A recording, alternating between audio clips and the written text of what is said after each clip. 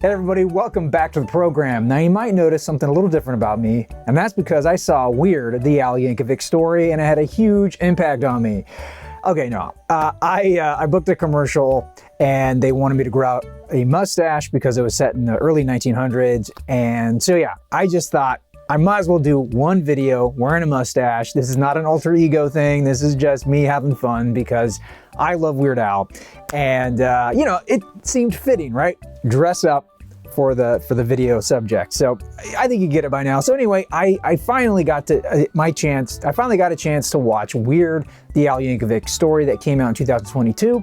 I was waiting to watch it with some friends, and I gotta be honest, when this movie was first announced, I was a bit skeptical. I had tempered expectations. I didn't want to get my hopes up because as I get older, now that I'm an adult, I realize, or I've come to find that as much as I love Weird Al and his sense of humor, it is on the sillier side.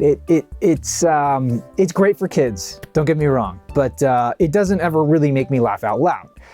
And so, with that in mind, I was kind of going into this film like, I'll probably enjoy it, but it's, I'm not expecting much. And it just so surprised me. I thoroughly loved this movie. It was so much fun. Way better than I expected. And I encourage you, if you haven't watched it yet, check it out. There might be some minor spoilers in this video, so just keep that in mind. If you haven't watched it yet, you may want to not watch this whole video, but I'm not going to give away huge plot points or anything like that. And honestly, you're going to like the movie anyway, even if you do watch it after watching this video for the first time. So that being said, let's break down my top 5 takeaways from Weird, the Al Yankovic Story. At number 5, the story. So the way this script is written, it is a parody of music biography movies, basically biopics, right? So think of the Ray Charles story or the Queen biopic or the Elton John, and you'll get the idea. These sort of take a period of life from the artist. Maybe there was a lot of strife.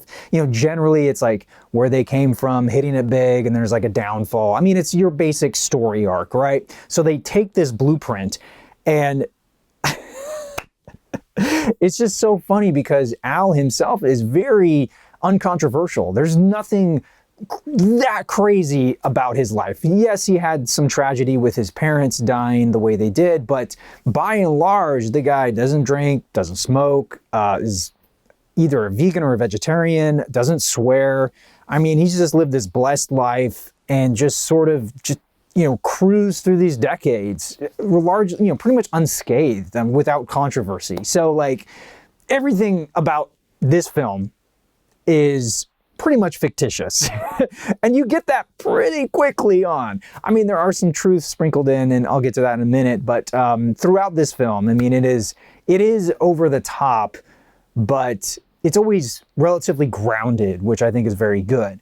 I just love the fact that they really toyed with this genre of filmmaking, and that was really the smart move in my opinion. Weird Al makes parodies, make a parody of this kind of film. I mean, very similar to Walk Hard, the Dewey Cox story, where granted that film gets a little bit more into adult humor type territory. We never get that in this film, but same kind of thing, just sort of, playing it straight in terms of the performances. But yeah, there is a lot of over the top things and just sort of pointing out the ridiculousness of some of these films in the sense that, these are creative endeavors, making music, and it's just minor spoiler here, but there's a moment where Weird Al decides he's no longer making parodies, it's all original songs, and so he comes up with Eat It, and then Michael Jackson parodies him with Beat It, and everyone thinks Eat It is a parody of Beat It, and it drives him nuts, and that whole subplot is hilarious to me. One of the things that a lot of these biopics do is sort of shows you the genesis of a song. A perfect example of that is We Will Rock You in the Queen film, just sort of organically bubbles up, right? And so there's at least one moment I can think of when it's later on in the film, Weird Al's mom put on some weight, and they're literally saying lyrics from the song Fat, and Weird Al's struggling to come up with his next idea, and they're to the point of like winking at the camera, saying these lyrics, and Weird Al is just oblivious and immediately just goes into his dad being Amish and writes Amish Paradise. And it's just like, I just love that moment where you think it's going to go one way and then they just, you know, do a 180 and go in this direction. And they sort of comment on it too. Like even Daniel does a great job sort of just like playing that off, like acknowledging it, but just throwing it away. Really love that. At number 4, I already sort of talked about this, but the little truths that are sprinkled throughout this film I thought were very clever. Now, you don't have to know a lot. Actually, you don't really have to know anything about Weird Al's life, and you'll still enjoy this film. But if you're a longtime fan, and those of you who've already seen it, you know what I mean. These little truths are just so funny. They're almost like a wink wink to the camera, just in terms of like, yes, a traveling salesman selling instruments did actually knock on Al's house when he was a kid, and that's how Weird Al started playing accordion. Now from there in the film, it goes off on a totally different tangent, totally fictitious, but you know, that little moment, you know, him recording in a bathroom for his first song, and then also just his drummer drumming on his accordion case when they played live. That actually happened, and they do show that in this film. So I thought those things were really cool. And also just, you know, him working with Dr. Demento, all these sort of things. It's just like these little bit of truths are expanded, and then, you know, it becomes a tall tale, and it's just ridiculousness ensues, especially towards the end. Number 3, the cameos. Oh my gosh, the cameos in this film are just so plentiful, so much fun to pick out, even if they're not played by a famous person. Like there's this scene in Dr. Demento's backyard where it's just like the who's who of not just like comedy, but just like in general music, or even just the art world. Like Andy Warhol is played by Conan O'Brien. Salvador Dali is played by Emo Phillips, who was in UHF. He's the woodshop teacher who cuts his fingers. Jack Black is there playing Wolfman Jack. And then there's like people there like being Devo, being Frank Zappa, all these different people. They may not get speaking lines and it may not be played by a famous person, but they are there. Divine's there, Pee Wee Herman's there. It's just so much fun to like, who's that? Who's this? Who's that? And even Weird Al himself. So I just thought that it's just so much fun, and you can tell these people are having a blast on set, and it just feels like they all jumped at the chance to be in this picture. And number 2, the cast. I love this cast. I thought Daniel did a fantastic job as Weird Al.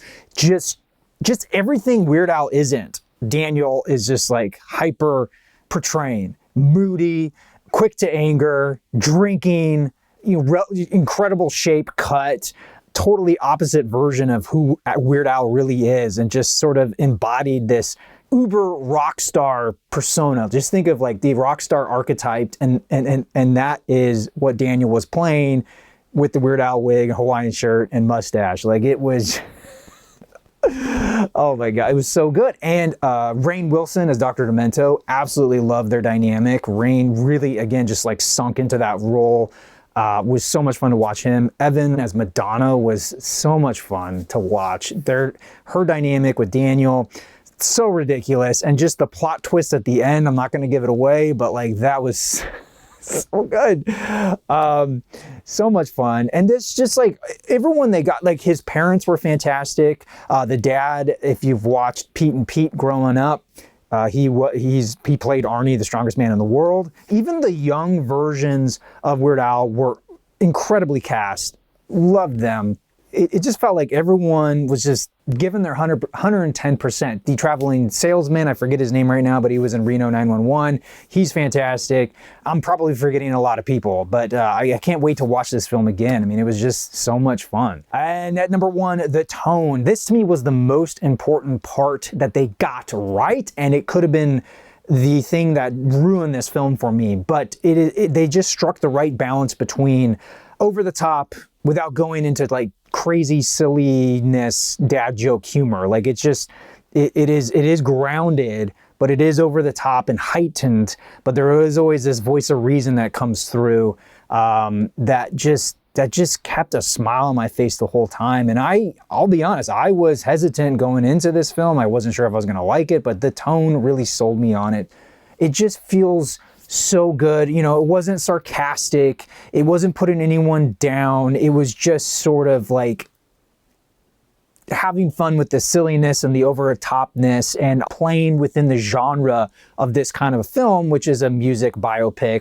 But I was really happy with the direction that they took this film. It was, yeah, I mean, I think just the perfect tone overall. So yeah, I can't recommend this movie enough. I mean, I thoroughly enjoyed it. I think fans will love it. I think non-fans who are familiar with Weird Al will really enjoy it because there's enough like pop culture references and different things. And even if you don't like get all these references, it doesn't matter because like it's not necessarily vital to the story. It just adds to those of you who are versed in Weird Al's life and know these different things.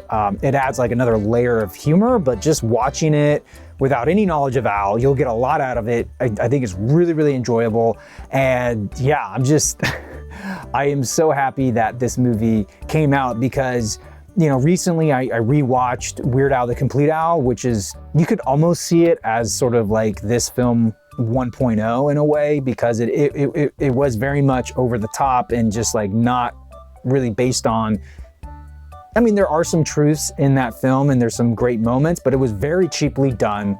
And I'll be honest, like some of the jokes just, they don't hit as well as when I was a kid. And like this, the humor is very current. The performances are fantastic and they got really funny people to be in this film. And it's just, I have a smile just thinking about it, and I can't wait to watch it again. I hope there's a physical release of it, so like it's not like tied to Roku, because for whatever reason, you know, Roku plays ads in the middle of it. Not that they're cutting anything out, but it kind of disrupts the flow of the film, and so I really hope we get some sort of Blu-ray release of that. But yeah, until then, I encourage you to check it out. Let me know what you think with a comment down below. Thank you all so much for watching, and I especially want to thank my members over on Patreon. I'm your Vinyl Geek, and I'll catch you on the flip side.